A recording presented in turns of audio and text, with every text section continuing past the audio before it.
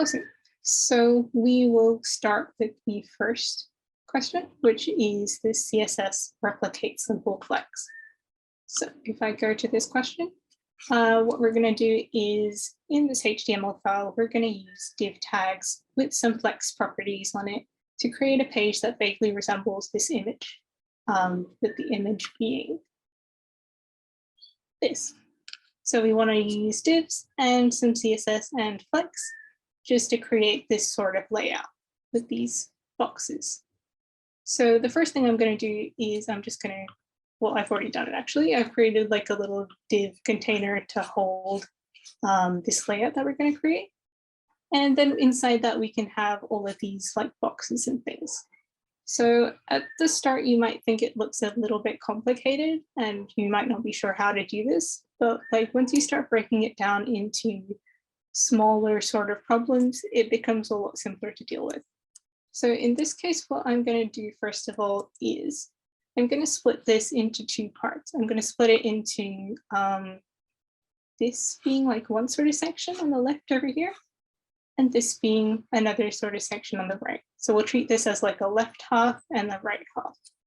So I will create some divs for that. So I'll create a div, I'll give it a class of, let's say, left pane, something like that.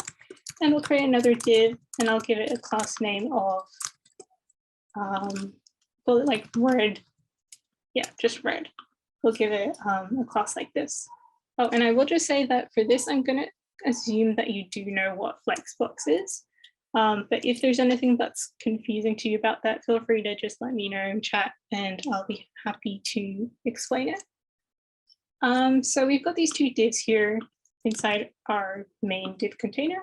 I'll just give that like a class name of, ooh, that's capital letters, of like main container like this, just so that we can use this to style things later on. So we have like our main container, and inside that we have two like empty divs. We can use Flexbox to make these two divs appear next to each other. So there'll be like, one will be over here and one will be over here. So to do that, all I have to do is just put a thing in this style tag for a main container, which is going to be our main flex container. And inside it, I just use display flex. And by default, because flex direction is row, so if we don't specify anything, it'll be a row. These two will be on the same row, even though we won't be able to see anything right now because we haven't put anything inside our divs. So the next step would be to further break this left section down. So you can see we have like a green box here on top, and then like another sort of section here below. So we can break this up into like a top section and a bottom section like this, and we can use divs to do that again. So that's inside our left pane. We can create another div. I'll give this a class name of, we'll call it like green 1 maybe. I'll just put that on the same line. Obviously, if these boxes had a bit more meaning to them, we could name them a bit more descriptively. And then we'll create another div for this bottom section over here, and call that maybe like bottom pane, like that. And so now we have like this left pane containing these two sections. But unlike the first thing where we had two divs side by side, in this one we want one on top of the other. So we can use Flexbox again for that. And all we need to do is just say that we want the items to be aligned column-wise. So to do that, all I have to do is say left pane, display flex, and give it a flex direction of column. So that will align these two in a column formation. The last thing we need to do to sort of get this alignment is to split up this bottom pane further. So you can see that we have a yellow box and another green box. So again, we can create two divs inside bottom pane to do that. We create a div and then give it a class maybe yellow, and then have another div class. I'm going to call it green2, because we already have another green. Yes, so we have a question. The default is row, right, for flex direction? Yeah, that's correct. So if you don't specify a flex direction, like we've done in main container, it'll automatically default to row.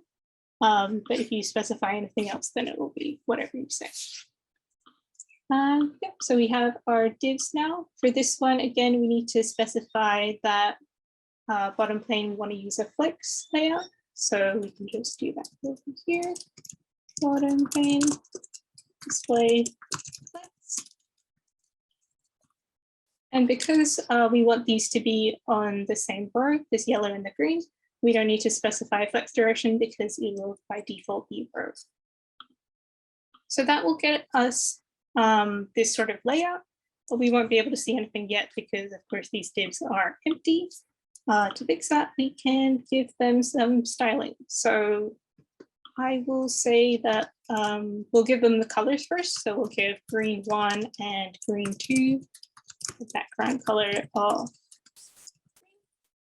I'm not going to match these exact colors because I'll just focus on the layout. But that should be simple enough to do with like an eyedropper tool. Yellow, we can give a background color of yellow. And the red div, we can give a background color of red. So I'm just using the class names that I gave down here to style these divs. I'll put this on the same line just so it's consistent. And then we probably wanted just to check, we probably want to check that our layout is what we expect. So to do that, let's just give all of these boxes of ours a height and a width, just so we can check how the page looks. So instead of like applying the same property like height equals 100 pixels or something to each of these individual boxes, we can create a different class name for them and then just apply that property to that class. So what I mean by that is we can give this green1 box a second class name of like box, and then give it to yellow, green2, and red as well. And then over here, we can just do dot box, height 100 pixels, and width 100 pixels, which is a lot easier than basically copying and pasting it for all of the boxes. And yeah, so when you use class like this and have a space, that basically means that these two are separate classes names. So you can use this to apply different class names to the same element. So let's save this and then refresh our page. And we can see that this is what we get over here. So this kind of makes sense because we've got, this is left pane, this thing here, and then we have red on the right. And then inside left pane, we have the green box on top, and then bottom pane on the bottom, which is this yellow and green. And inside bottom pane, we have yellow and green on the same row. So that is the layout that we expect. But of course, it doesn't look like this yet, which we will fix. So don't worry about that. For that, we're going to use a property called flex. So you might have seen that before. You might have seen things like flex1 or something before. And that's what we're going to be using to basically change the spacing of these elements. So first of all, I'll just talk a little bit about what the flex property actually does. So when you do something like this, when you put display flex on a container, what actually happens is that automatically, without you even having to specify it, this property gets added to each of the elements inside the container. Okay, maybe I shouldn't put it in box. So let's just say that like each, this main container holds elements of type item. I have a class of item. This doesn't exist in the example, but I'm just like showing you to say how it works. Yeah. So if you give display flex to a container, each item inside that container will be given this property, flex 0, 1, auto. That happens by default. You don't have to do anything for that. But what this really is it's 3 separate properties being combined into this one flex thing. So it's flex row is the 0, the first one. Then we also have flex, which is the second value. and flex spaces, which is the third value. To be honest, you're probably not going to be dealing with these ones very much at all, but I'll just give a quick explanation of them just so you know like that they're there. So flex grow controls how elements sizes should be increased so they can fill their container. So yeah, so you can use it to control how elements should be sized up as their container size increases. By default, is given a value of 0, which means that elements sizes, that's not what I wanted. Element sizes will not be increased as their container size increases. So that's just how it works default.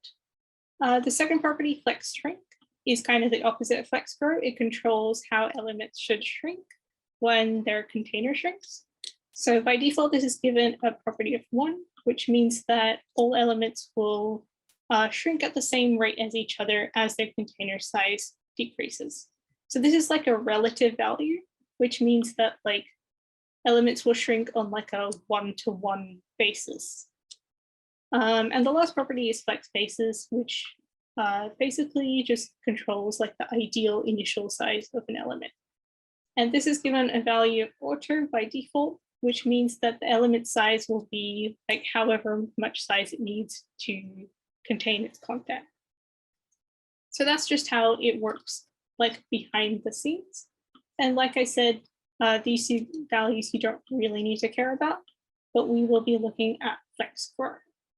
So like I mentioned before, when you might have seen things like flex1 or flex2 written in CSS files before. And when you do this, when you use like this single value, what you're doing is you're changing this flex grow property. So you're just altering this one. And it can be used to control the size of elements relative to their sibling elements. I will get rid of this. Okay, so I will just show you a quick example of what I mean by that. Okay, so let's say that we have a container that is very dodgy. Let's say that it is 800 pixels wide. And inside this container, we have 2 elements, one of which is 150 pixels wide. And we have a second element, which is 250 pixels wide. Call it B. So if we set the flex of 3 on A, so that means if we say like 3 for element A in this example, and let's say we put a flex of 1 on element B. What this is actually doing like behind the scenes is it's going to like divide up this available space in the container and then proportion them out between these elements depending on the ratio that you gave them. So in this case, the amount of available space we have is 800 minus 150 minus 250, which is 400 pixels.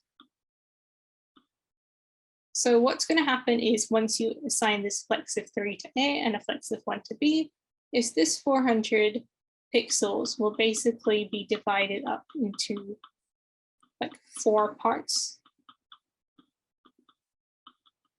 Dodgy lines. 4 parts, and 3 of these parts will be assigned to element A because we gave it a flex of 3, and 1 of these parts will be assigned to B because we gave it a flex of 1.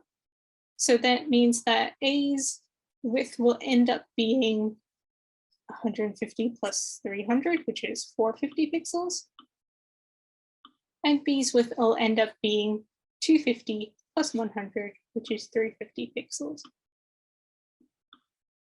So I just want to contrast this now with what happens when we don't give a width to A or B. So Similar thing, let's say we have 800 pixels is our container. And we have A over here.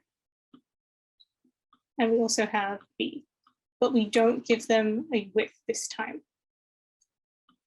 But we still set the A to have a flex of 3 and B to have a flex of 1.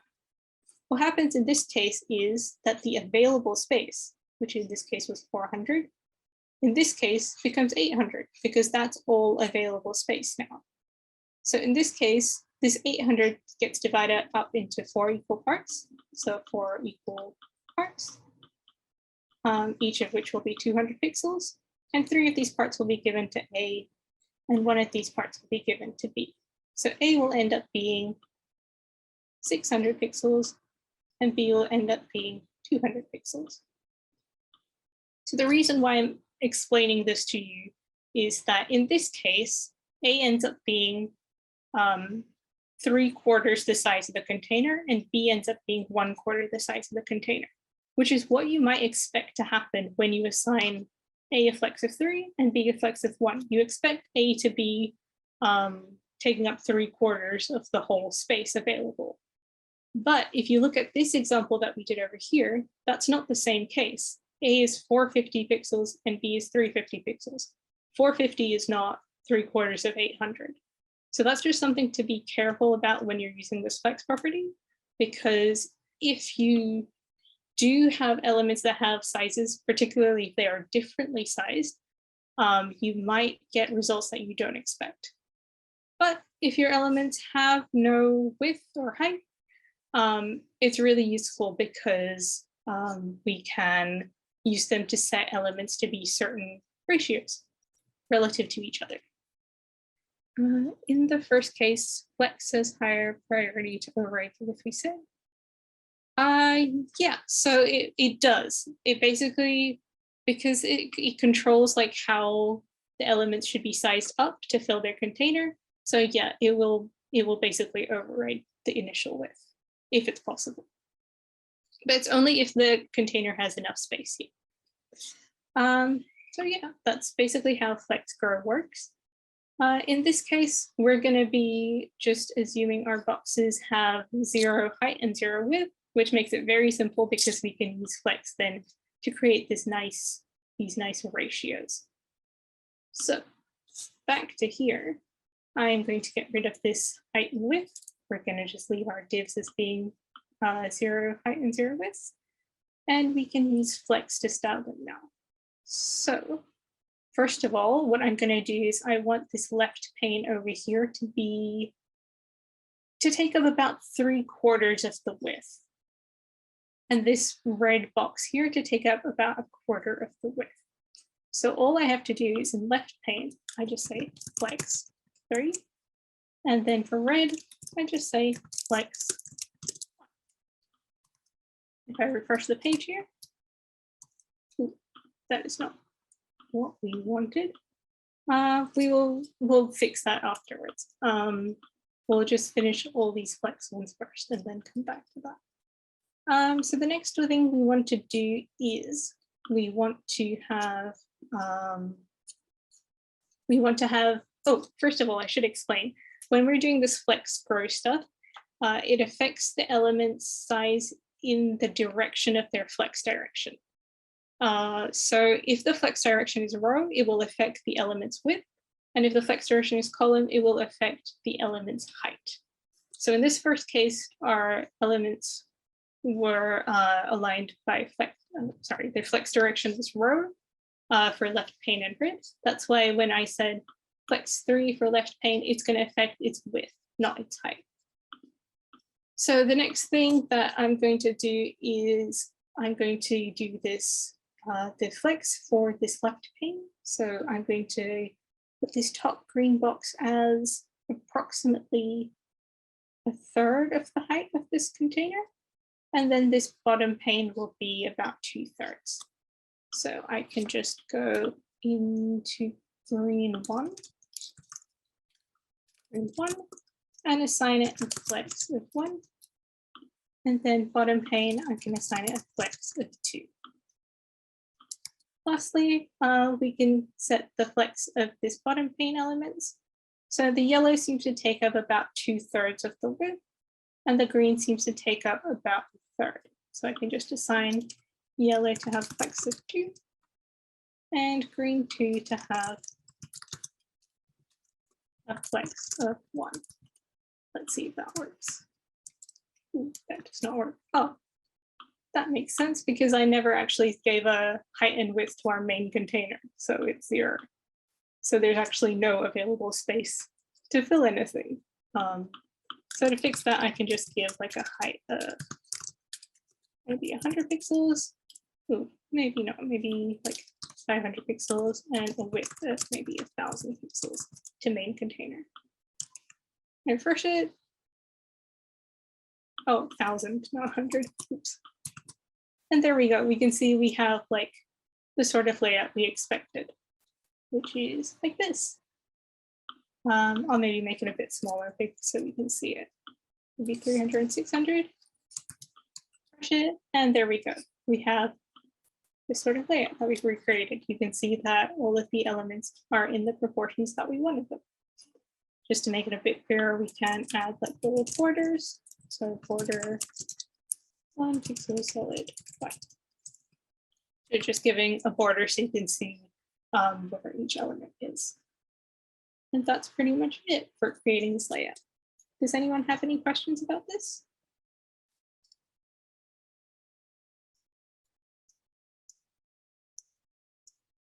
So this flex property is pretty good if you want to size flex elements relative to each other, like we've done here.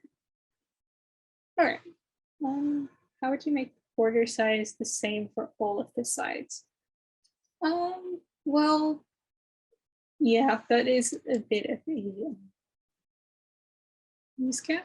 Make the horizontal one seems 2 times larger than the vertical one. Yeah, that's probably because there's like 2 borders being applied here. So, well, actually, it should be about the same.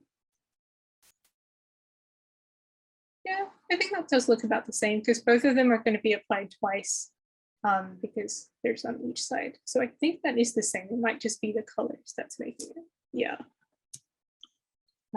Yeah. Okay. Well, if there's any more questions that you think of, please do enter them in chat or something, and I will answer them.